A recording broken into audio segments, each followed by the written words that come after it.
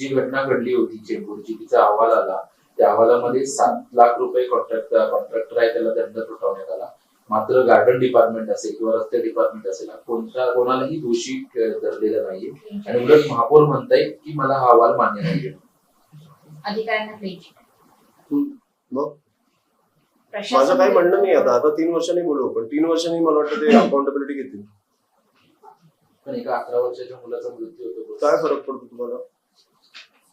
तुम्हाला म्हणजे सरकारला?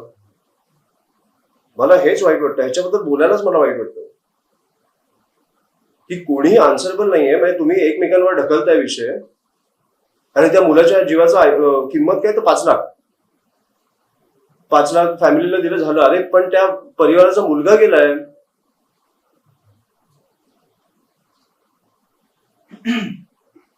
त्याच्यावर तुम्ही किंमत ठेवता 5 लाख.